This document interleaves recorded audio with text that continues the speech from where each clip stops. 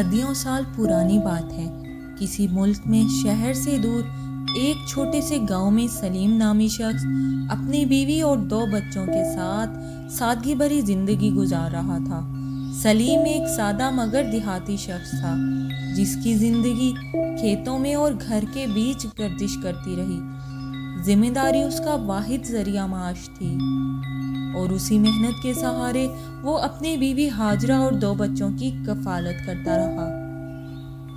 یہ کہانی ان لوگوں کے لیے ایک خاموش پیغام ہے جو بیٹے اور بیٹی کے درمیان فرق کرتے ہیں۔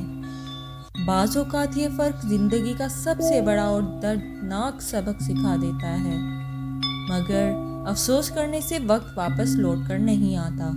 لہٰذا اس کہانی میں کا خاندان کے ہر ایک فرد کے لیے ایک سبق ہے۔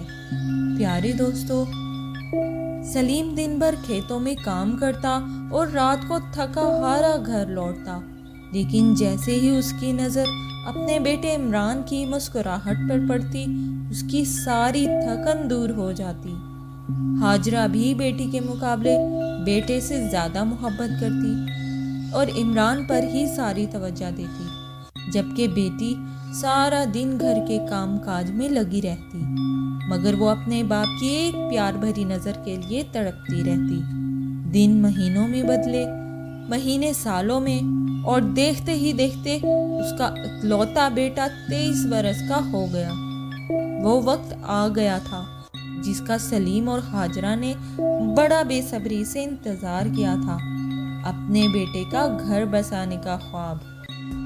گاؤں میں چہل پہل تھی اور بہن بھی اپنے بھائی کی شادی میں مصروف تھی، لیکن اس کے چہرے پر ایک ایسی مسکراہٹ تھی جو مکمل نہ تھی۔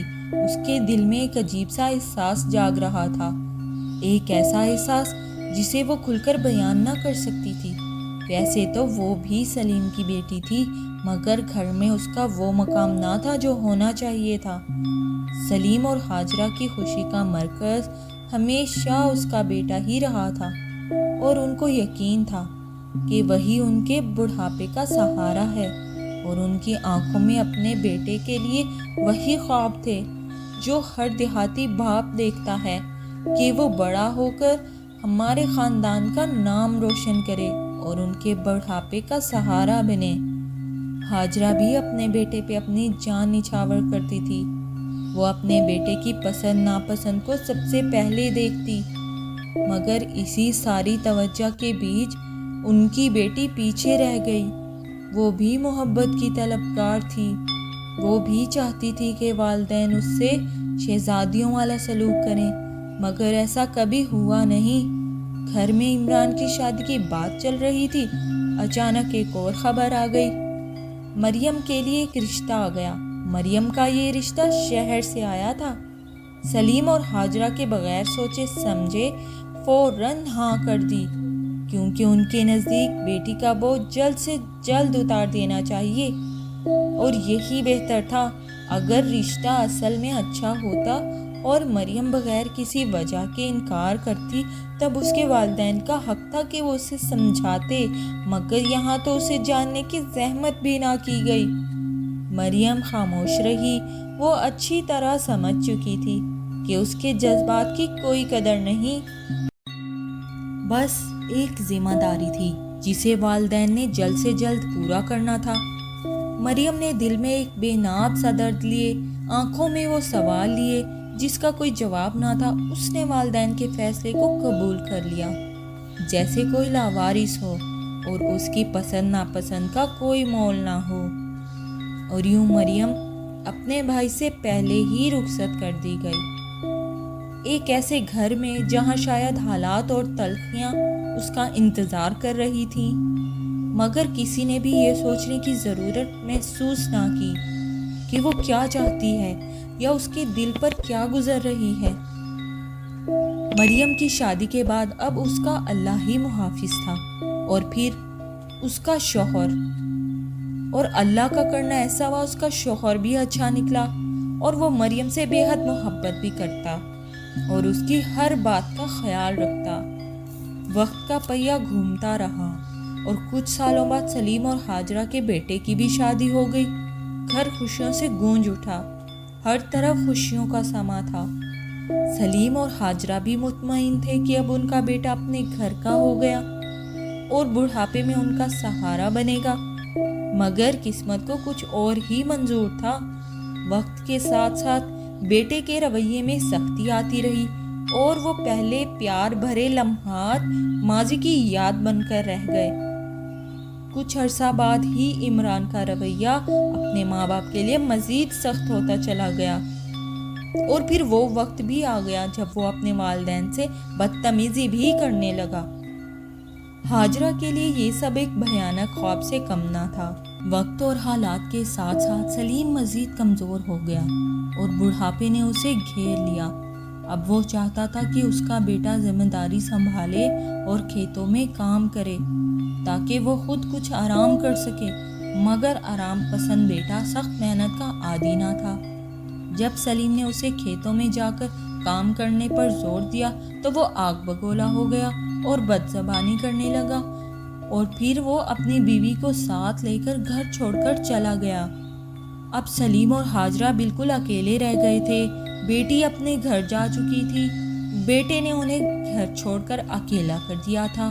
اب ان کے گھر کبھی کھانا بنتا اور کبھی نہیں۔ حاجرہ بھی بڑھاپے کی وجہ سے کسی کام کی نہ رہی تھی۔ ایک ایسا گھر جہاں کبھی خوشیوں نے ڈیرے ڈال رکھے تھے، وہاں بوڑھے ماں باپ اپنی زندگی سے تنگ آ کر موت کی دعائیں مانگ رہے تھے۔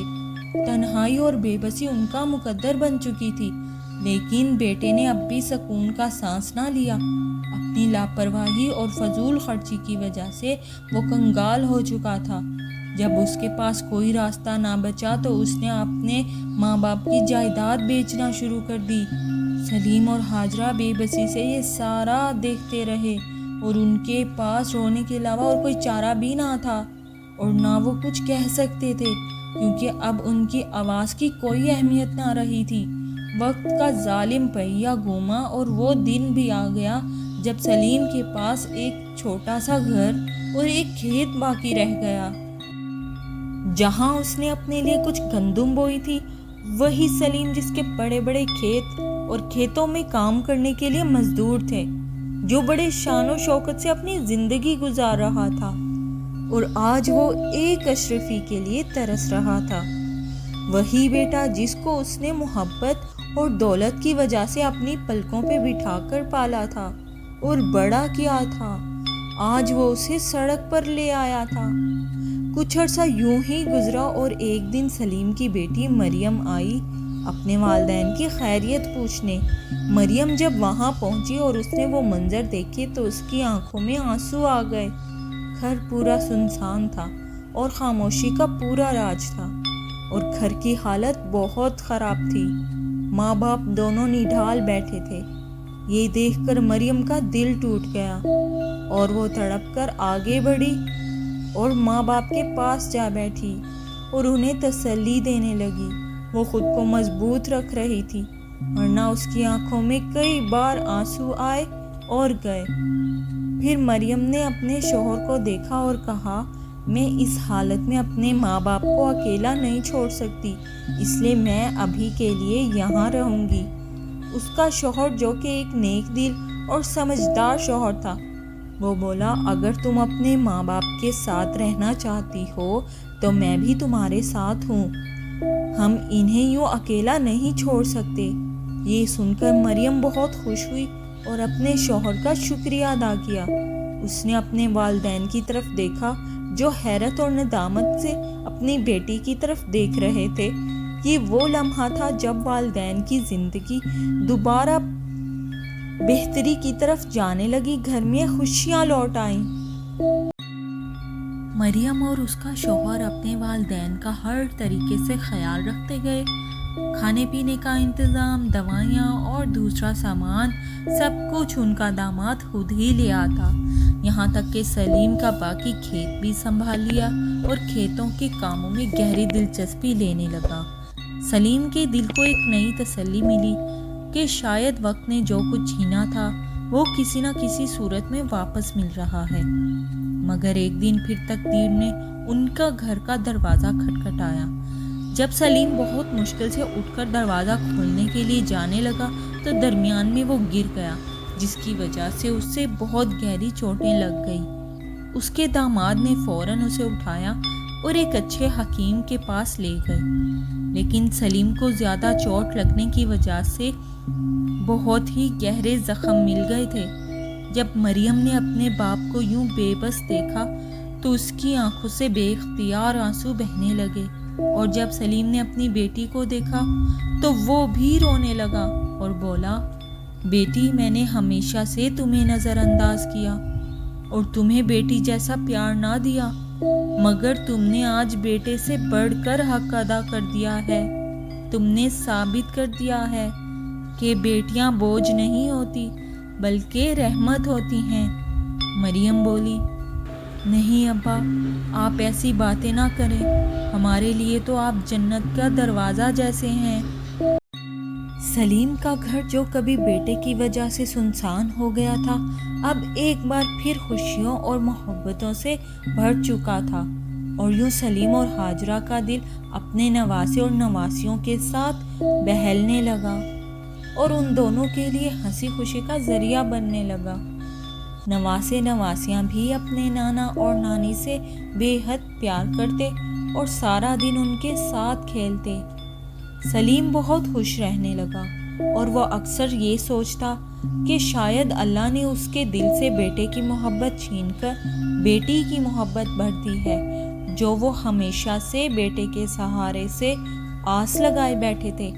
آج اسے احساس ہو چکا تھا کہ اصل سہارا تو بیٹیاں ہیں، جنہیں وہ کبھی کمزور سمجھتا تھا۔